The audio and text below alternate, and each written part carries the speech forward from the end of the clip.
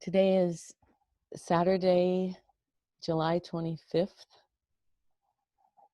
or 26th, depending on what side of the date line you're on, 2020. And I am sitting on an island in the middle of one of the largest lakes in the world. And all of you are in other places around the world. But today, for this channel of Transcending Death, we're going to begin by letting go of the outer world, all of the insanity, the craziness, the details, starting to breathe together, get very comfortable, turn inward. And as we do that, we'll start with our usual vision from the observer out in the heavens as we look down on this planet, this beautiful planet. And I want to remind us that from this distance, you can't see the conflicts. You can't see the suffering. You just see the whole. And with another breath, let's be aware of our lens from the inside out. You're looking out from your body at the world around you, sitting in a chair or a desk, lying down, however. And with one more breath, we're going to travel to the center of the planet, into the clarity, into the source. Before time. And from here, we'll connect the dots. So that from the source up to the lens, and from the lens up to the observer, and from the observer up through the North Pole and down back into the center of the planet to begin again. So as we proceed with this channel, wherever you feel comfortable being on that structure, please feel free. And be aware of your breathing.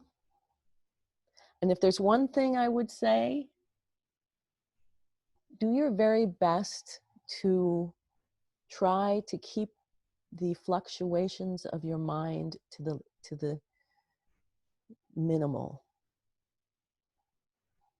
If you notice your thinking, I don't want you to stop it. I want you to observe it and also shrink it into a little tiny voice.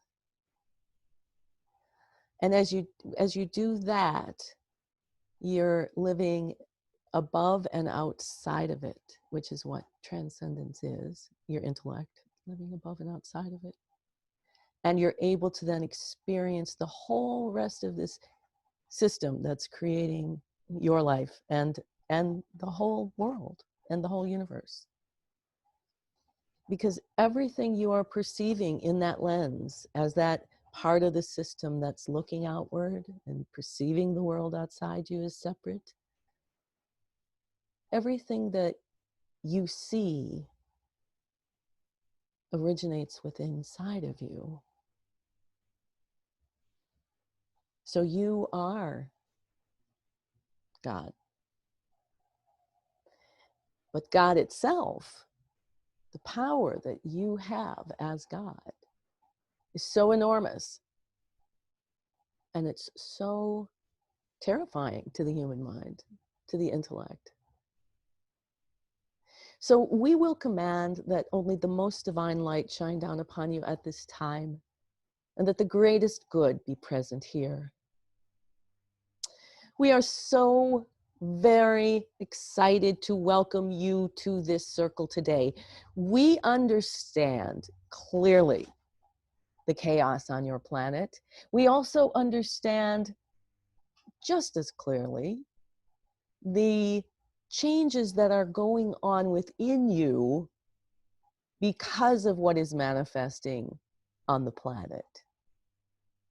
So we're quite aware of all of that. When we exhibit our glee, it's because of what we're experiencing that you may or may not be able to perceive is going on. So what we're experiencing is a condition where the veil is almost non-existent in real time. And for those of you who have been studying and learning and exposing yourself to what we've been calling the afterlife, this is a time of success and fulfillment, because this is the time where those veils are lifted and those loved ones who have crossed over are there in their glory, in their best, their finest. And even if there has been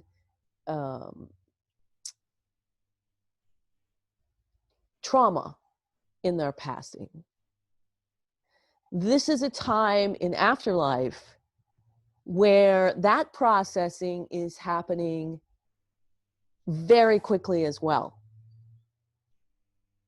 So while oftentimes after you would pass, you would be bringing with you this energy, things that you held on to, confusion, and there were certain steps that you would take in order to, quote unquote, heal from them or come to terms with them, however you want to say it. And then there would be a reconciliation, and then the decision, are you going to create, are you going down into the lens? Are you going to have a human intention with a different DNA again?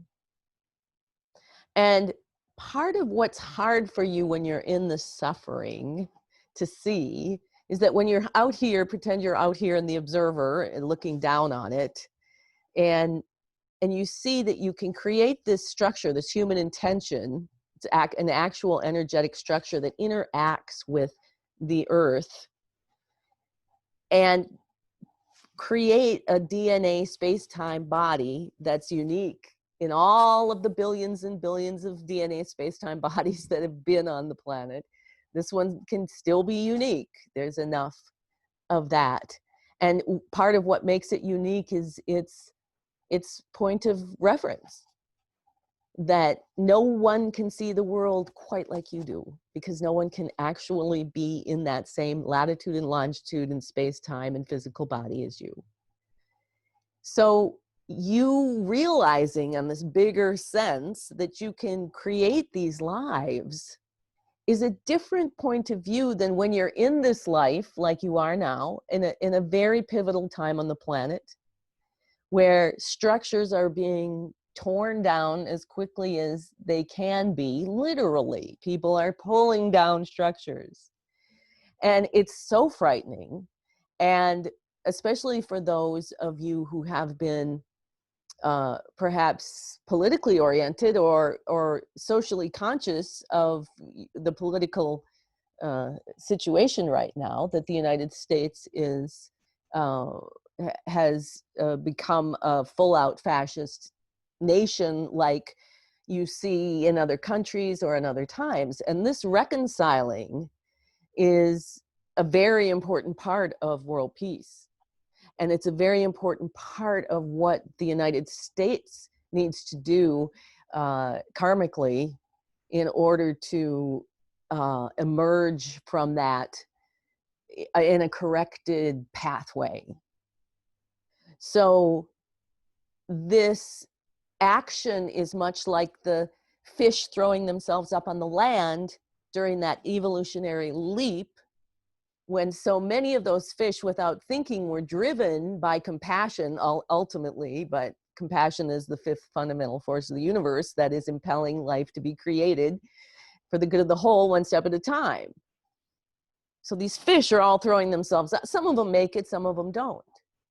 But when it's human life, and it's humans have been given the power to be evil. Fish were never given the power to be evil. Humans were given free will to learn to make the choice, just like you have to grow children to do that. And so you're in this critical moment of development of humanity on a evolutionary sense, and of the world on a very physical sense in space-time. One moment, please.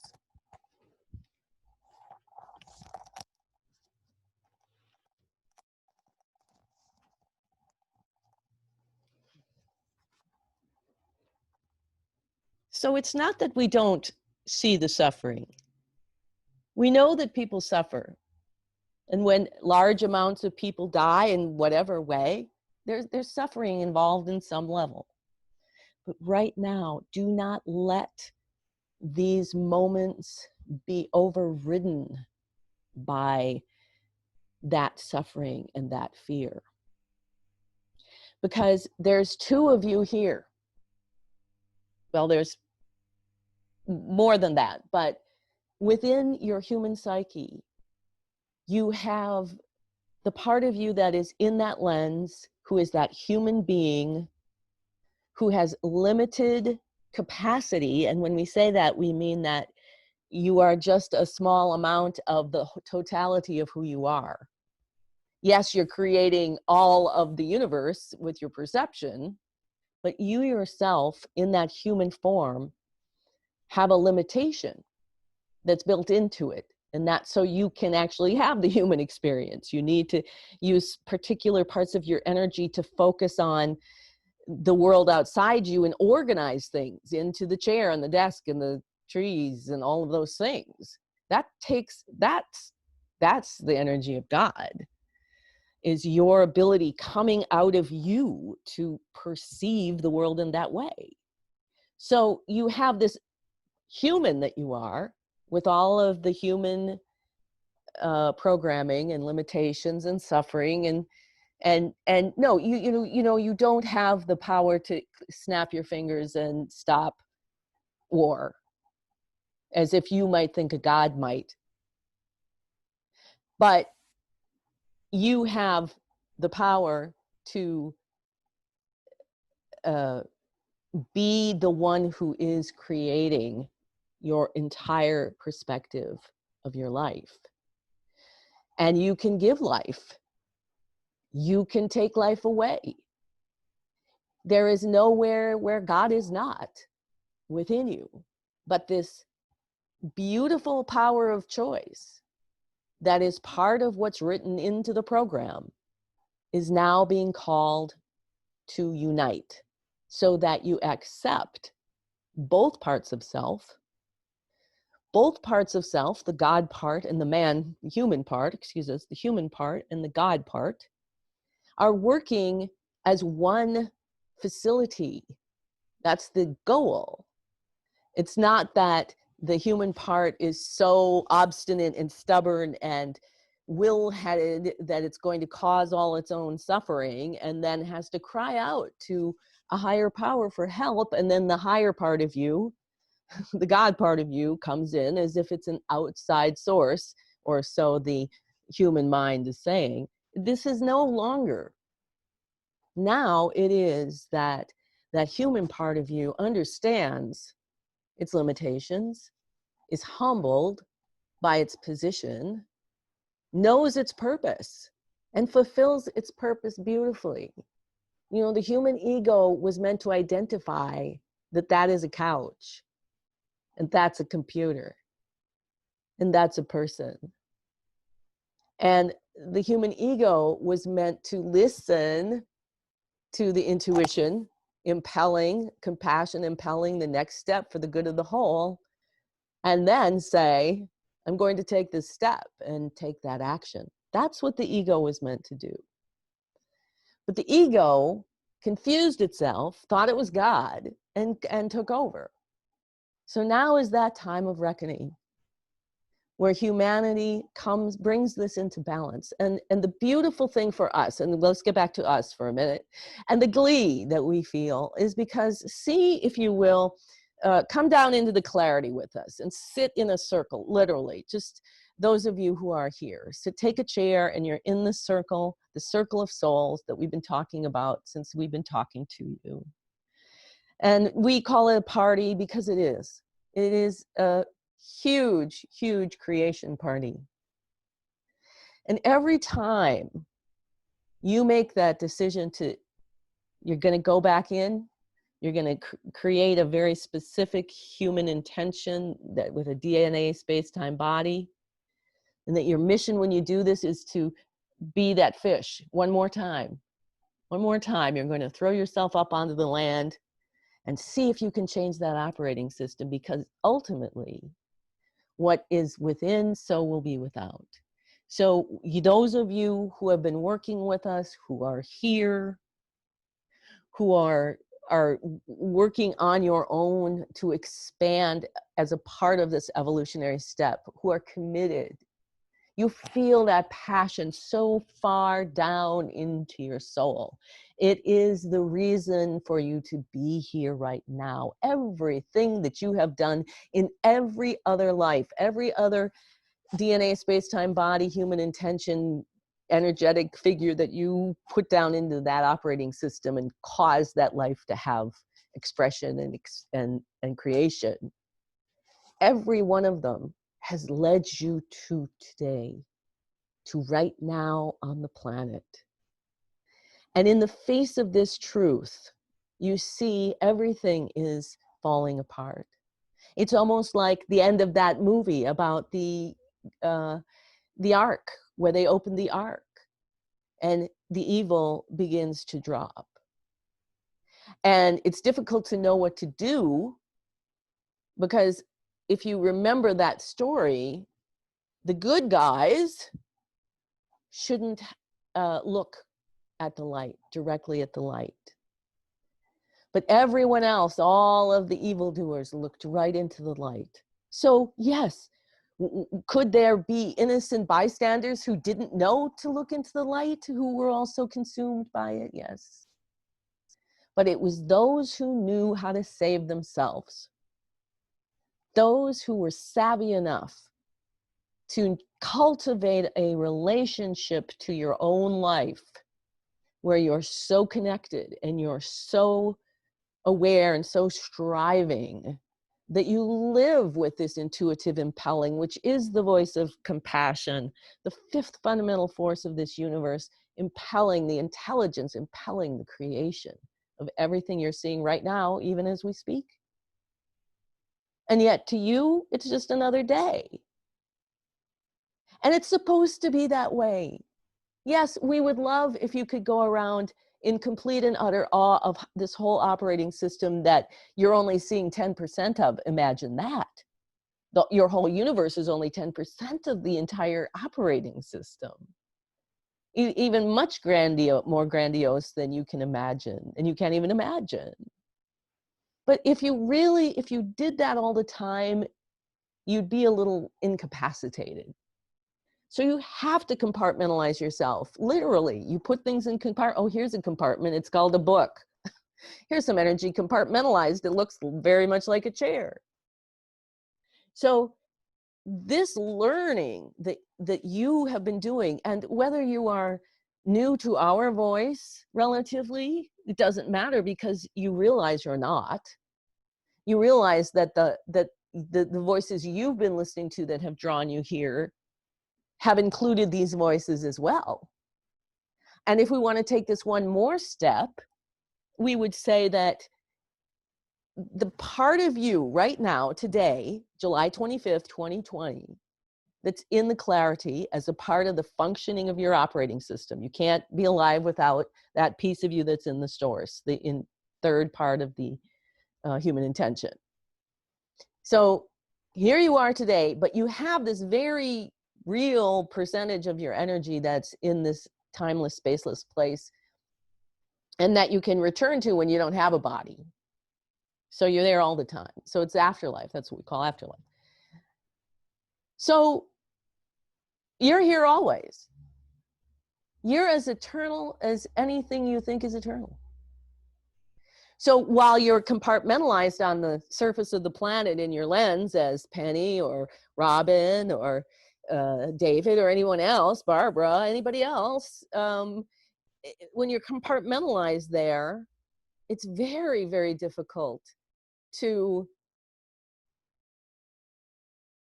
consciously move with this operating system sometimes when you're suffering.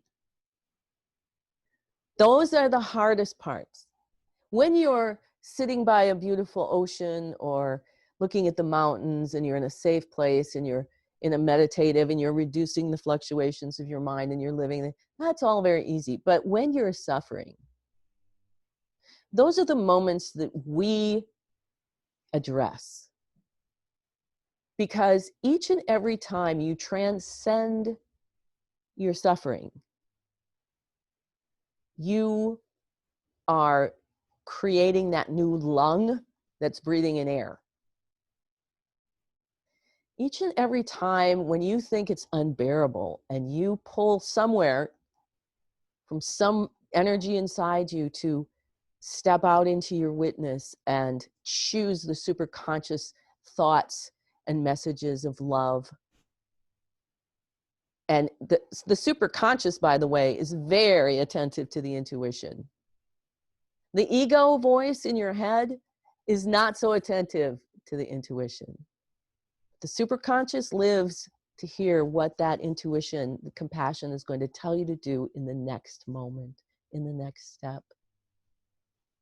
And if your ego mind is so busy trying to seek outside itself and seek the answers there and seek and seek and seek and seek, this is what causes the suffering.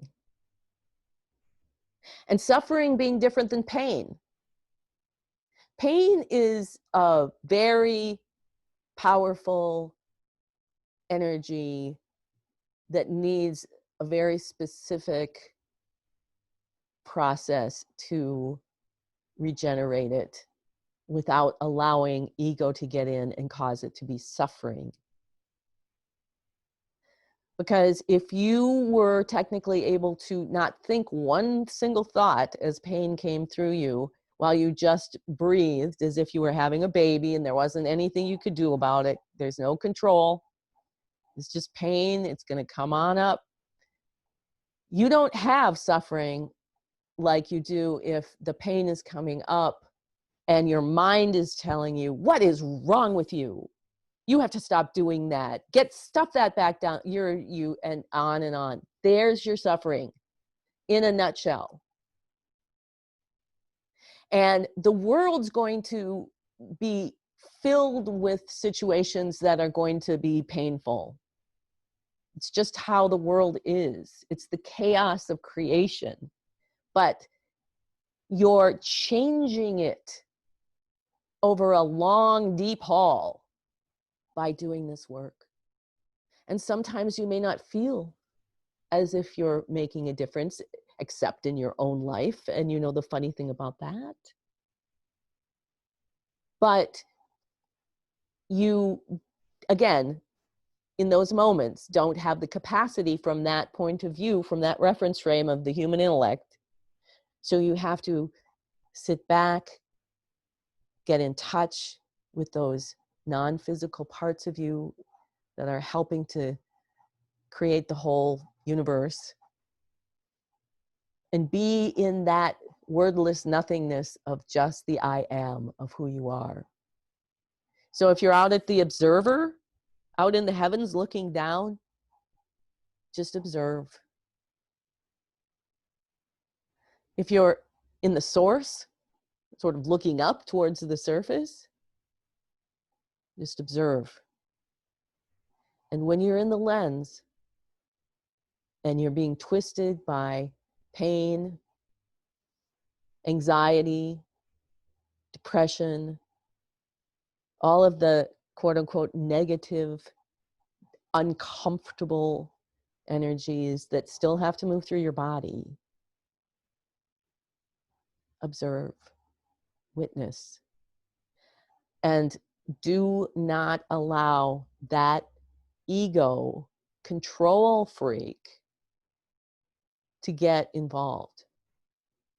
And this is, when we say self-care, this is perhaps one of the biggest actions of self-care that you can take. Yes, of course, plenty of sleep, meditation, practice. But one of the biggest acts of self-care that you can take is when you are suffering and you can get into a witness position so that you can observe what that intellect is saying. And if it's anything less than the superconscious thoughts of compassion and kindness, and knowing that you have to move through time and space sometimes to get through this deep emotion. It's wave after wave after wave is coming up. And yes, it takes a lot of conscientious persevering to allow it to pass. But the more that you can keep that voice, if you can't eliminate it at all, make it very tiny. Like a tiny little squirrel in a tiny little cage over in the corner that can go on, and it's irritating, but it's not in charge of the system. It's not going to take actions. It's not going to be allowed to be in charge of the system like it has been in the past. Then your challenge of self-care is, how are you going to have a relationship with it? What kind of a relationship are you going to have with it? Because honestly, if you get to this point, you've done more than most.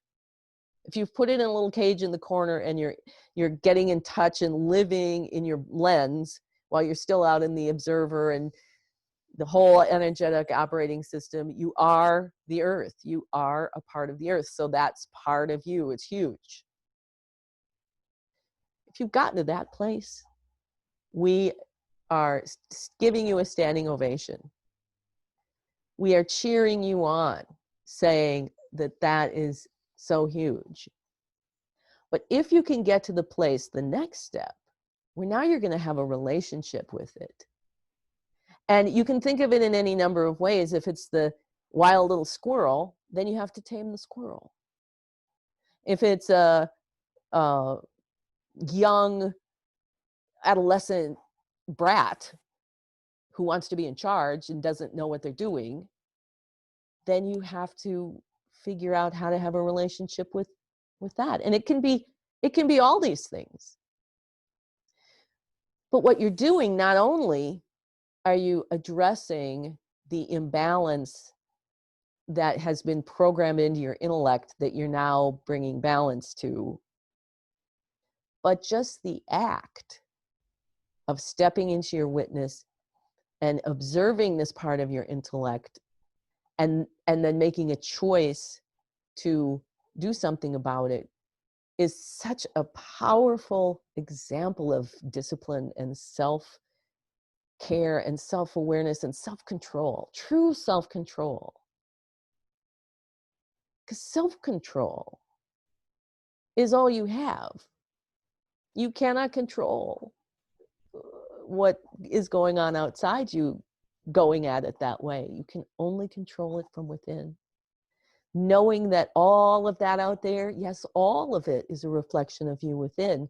And if you're filtering that perception through being aligned to compassion, then you are then making a mark on what is showing up outside you. Then you have a chance to influence how things fall into place in that physical world that you are discerning, that you are perceiving, that you are a part of. There's so much we could tell you about transcending death that's so exciting, but as we've said for all of these years, at this point, we've told you so much, and there's just so much more to tell that we can't until you get here again, and we can sit down. You can sit down on this side of the veil with us again. And the beautiful part, as we said, is that if you look at this non-physical part of us where we are right now, down in the clarity in the center of the earth, and there's think there's a curtain across the circle. Half the circle is on one side of the curtain, and the other half of the circle is on the other side of the curtain. Well, the truth is, you have a place on both sides of the curtain. You with bodies have a place on both sides of the curtain. When you die, you won't have that physical body, but that same part that's been there the whole time you've had your body is there. So our work has been about making it a very easy transition once you die, once you let go of your body. And remembering that there's a part of you already that exists in the afterlife, in the non-physical form. It's a part of the functioning of your mechanism. And what's so incredibly awesome is that, for example, this picture that we've asked Barbara to put up, as you look at that, and depicted in that picture, you can see the glory of God. You can see the miracle of the universe. And you don't have to explain anything. You don't have to say, oh, it's glorious and it's a miracle, because you just look at it and you feel the truth of the whole of what you exist within.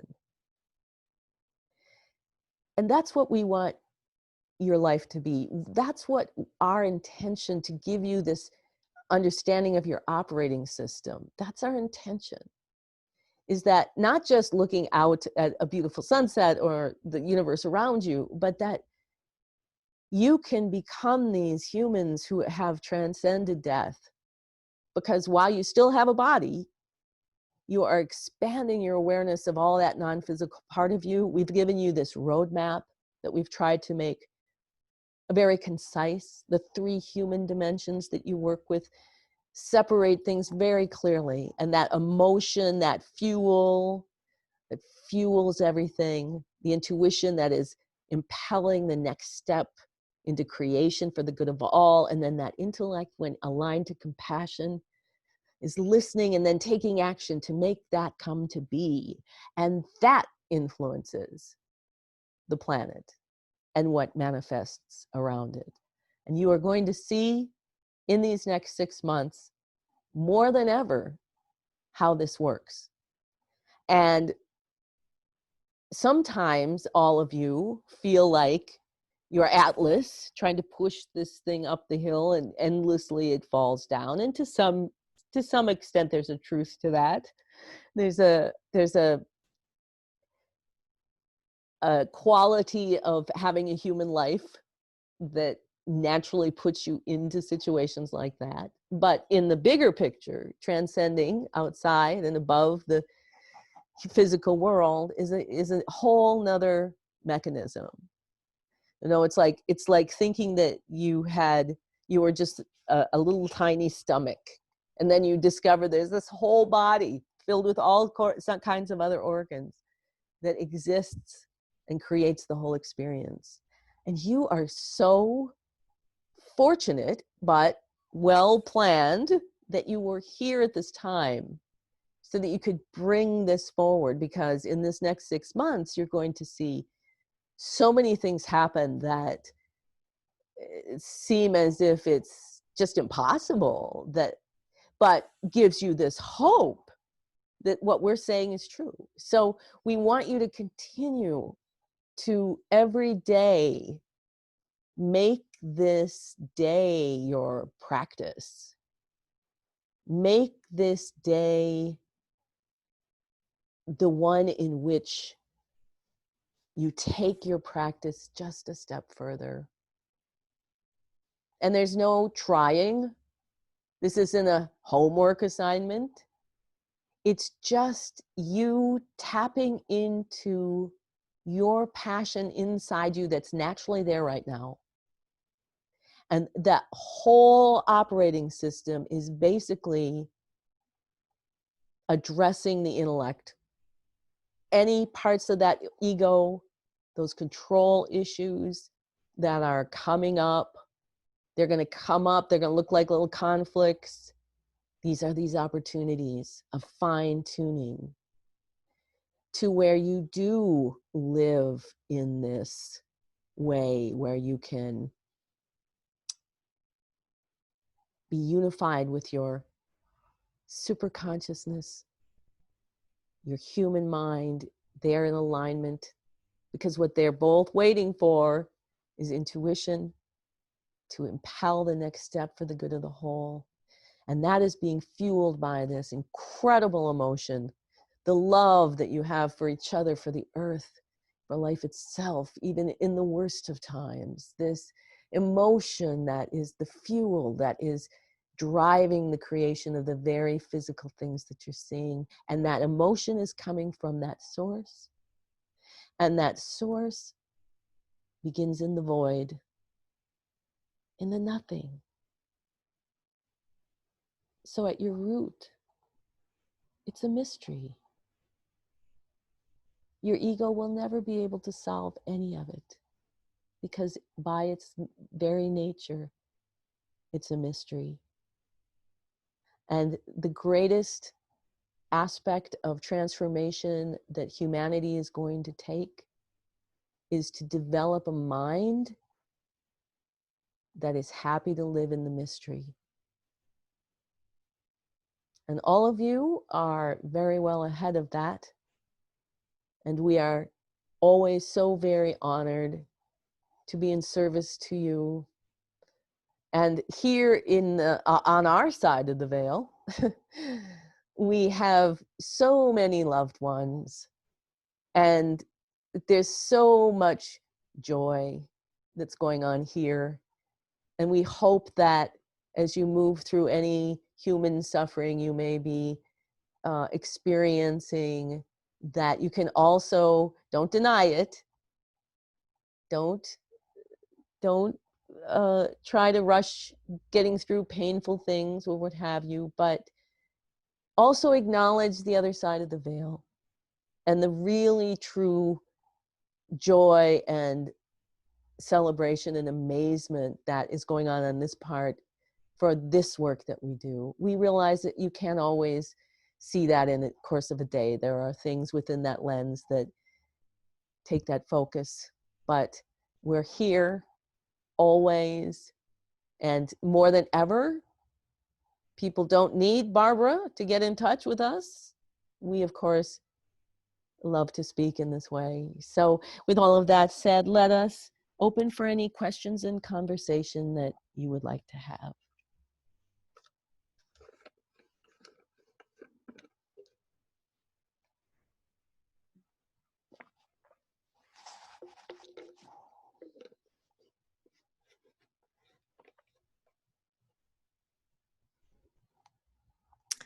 I have a question. This is Robin.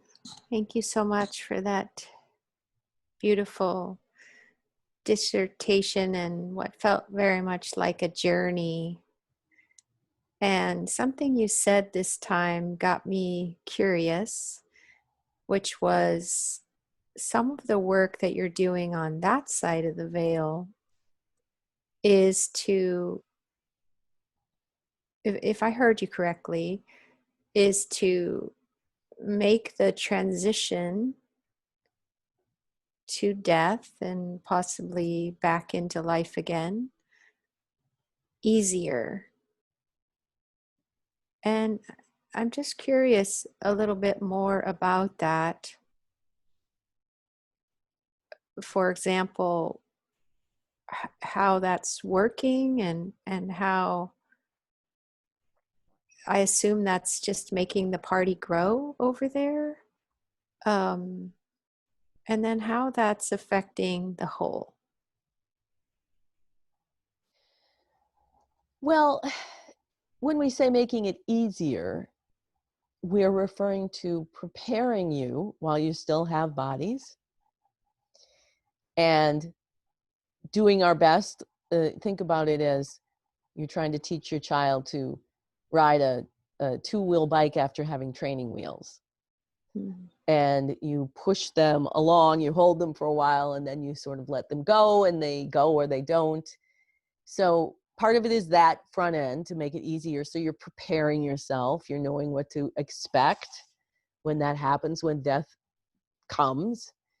And the other part of it is that the party isn't really growing because there's a part of you that's already here. So it isn't so much that the party grows as much as humanity and physical bodies change on the other side of the veil. So for example, Kathy Klein was always here with us.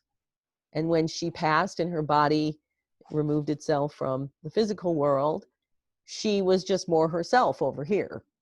She didn't have that energy expended creating that physical body. So it isn't like it's really growing in that sense, Mm. Mm-hmm. as much as it's coming to life. Beautiful. Yes. Hello, Kathy. And when you said the word transcend this time,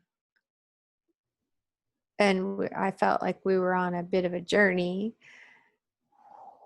what I really felt in all of my systems was being more aware of the whole system at the same time.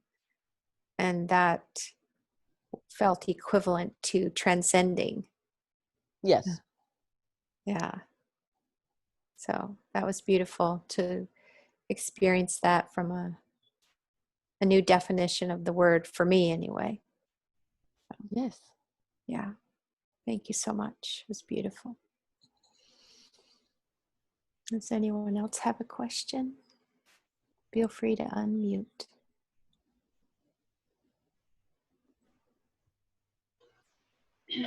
Hi, it's Lynn. I just like the idea of everyday transcending daily life just a little bit more. The ability to observe. I've always wanted to be able to do that, and I appreciate what you said. Yes, and the important thing to remember is that this is all about cultivating. You know, so oftentimes humans get these self-definitions that say, I'm not really intuitive, or I'm not very talented, or I'm not this or that. And these are all things that can be and are being cultivated. And the more that you cultivate, if you think about a garden, you know, you start and you have this very hard ground that you have to, first of all, dig up the ground, and then you have to put things in it that are nurturing. And then you have to actually plant the seeds. And for a while, it looks like there's nothing there until later on in the season, you have this overflowing garden that's feeding you. So in relationship to yourself, you are cultivating this, and there is nothing that you don't have that you don't need to do that. And what you'll face as you do that, you and everyone else, what you face is that little voice with all those negative definitions. And then that's when those are the moments where you decide how you're going to cultivate that, which is why we covered some of that in the reading about the relationship that you have to have with that part of yourself, because that part of yourself will keep you as small and as tight and as close and as finite as it can, if you get it, and you know, all of you know what we're saying, because ego has gotten a hold of all of you at some time, and it really is suffering. So, but you are doing a wonderful job, more of a transcendent sort of activity going on with you than you might recognize. in yourself. You have sort of this natural transcendence. You might have previously felt it was maybe dissociation or just escapism, but there's a very similar quality that those conditions have that can help help with everyday transcendence. Yes, thank you. Mm-hmm.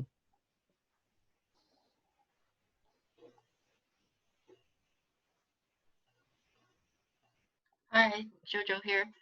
Um, okay, just based on what you just said and from my past studies, you know me, study on, the German New Medicine, I remember when we were studying the mental behavioral area and the bipolar conditions, and my teacher saying the best bipolar condition to have is the flying constellation when you've got these two active conflicts on either side of the brain and the temporal lobes.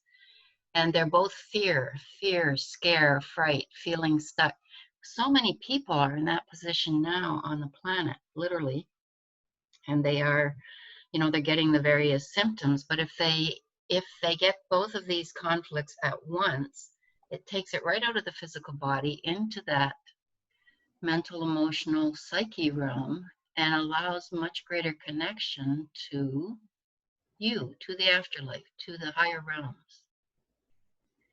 I've certainly been there before and have the proof. My bedroom is full of angels and fairies and otherworldly examples of, you know, what I resonate with. Can you speak to that?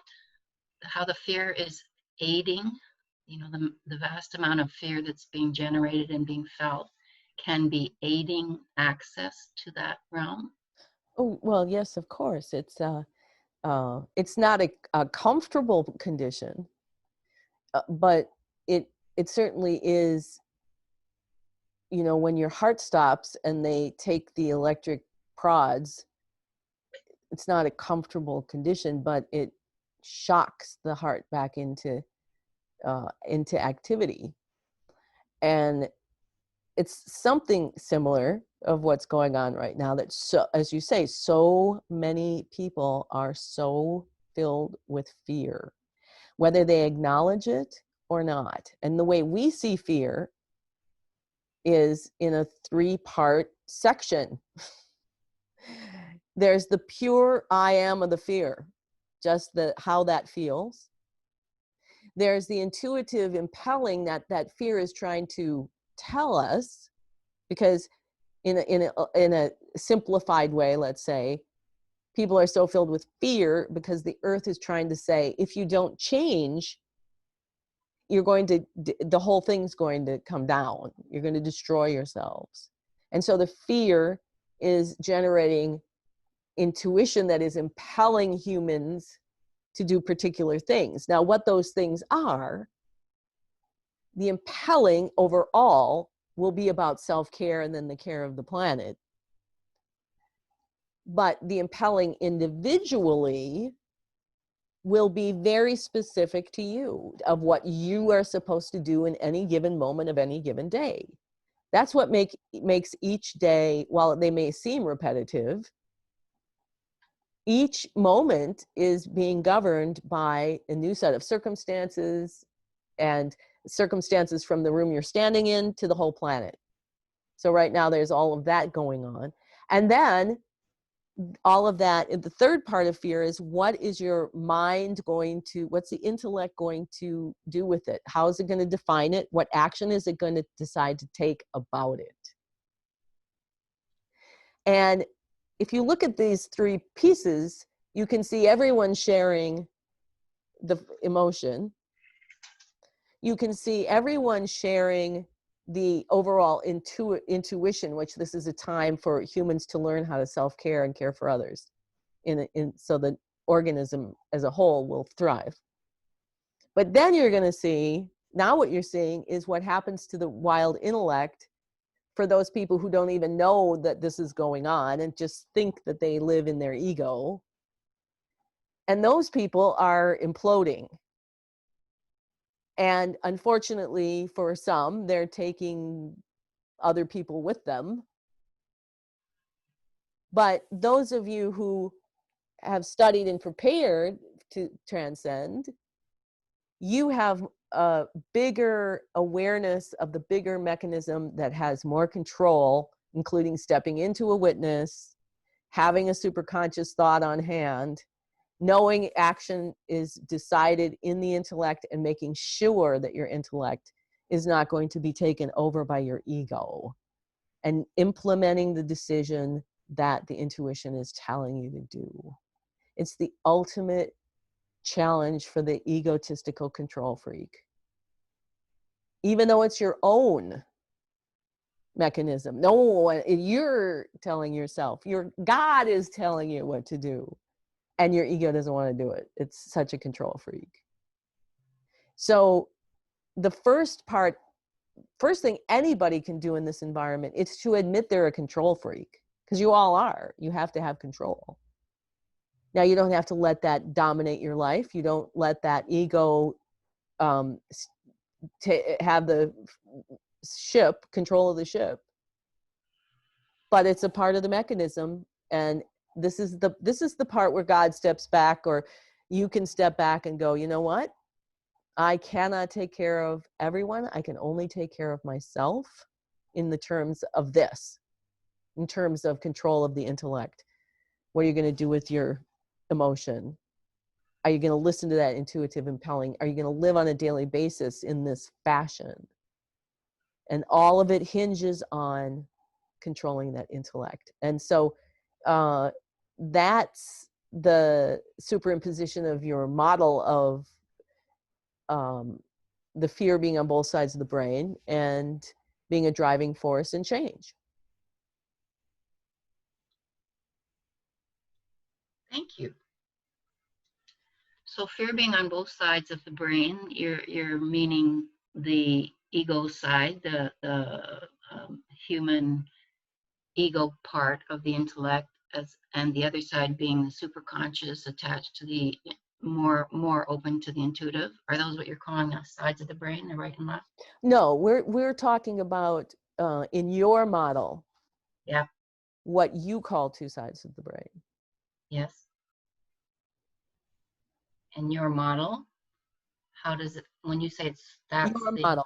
You're the model that you yes. brought up. Yes. Yes. We're referring back to what Yes. that's our explanation of your model. Okay. I'm going to sit with that. Thank you. And one more thing, can you give us any clues at all about the next 6 months? And you said we're going to see lots of surprising things, and we are seeing them already, but there are hints, intimations from different sources that just say things will be revealed that will just shock the socks off of you. Is there anything we can kind of not be too shocked about when it comes, or is that No. just no? Just wait and watch and be amazed, eh? Yes. Okay. Yes, we are not inclined to I know. make predictions. We can see what energy is available Okay. and encourage you to continue your practice. Right. Okay, thank you. Mm-hmm. Are there any more questions or conversation?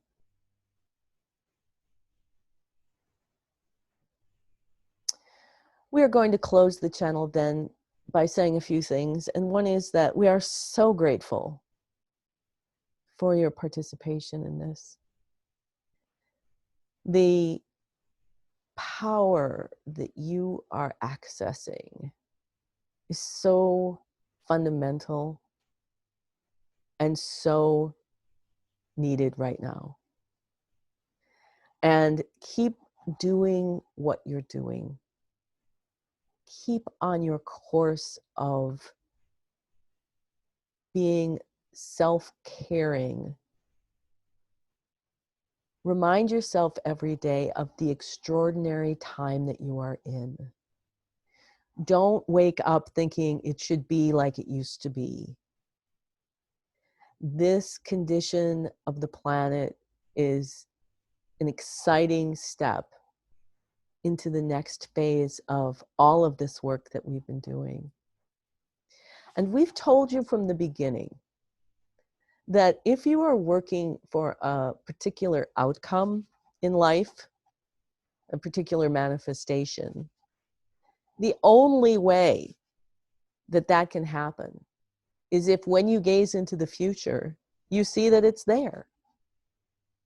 It doesn't mean you attach to it. It doesn't mean you get arrogant and say, well, I know that's going to happen. It means part of all of your conditioning and intention are directed towards seeing that as a reality. So our suggestion is that when things seem dark and grim, keep that vision in mind. And while you're channeling those uncomfortable feelings of panic or fear or depression or what have you, while you're channeling them, use the superconscious to bring that vision and be fueled by those fears. Because those fears, that deep anxiety, is just energy. And without your definition of it and description and analyzing all that, it's just energy. Creative energy that fuels manifestation. That's all it is.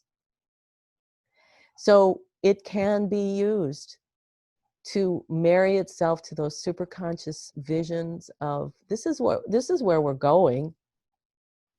And all of you may not see the end of that vision. You may not be physically Barbara or Robin or Joanne or Lynn or David or Heike or Carmen, or you may not be any of those physical bodies before that fully takes hold on the planet. But you might be a different physical body. You might decide to come back into the future with a different DNA space-time body.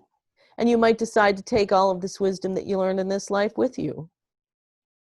We guarantee you, many of you are going to be doing that. So look at this life as a continuum in that way, life after life after life. You're leapfrogging your way through this change, and then you get there. Whether it's with this DNA space-time body or another, or you're just on one side of the veil, like many of us are now, doesn't matter. That's the direction that you're going, and that's what you need to know. So keep watching to make sure you don't get trapped in that ego, and keep remembering this bigger picture that we've presented to you today. And then just keep watching, because we guarantee you, you will keep being amazed. Namaste.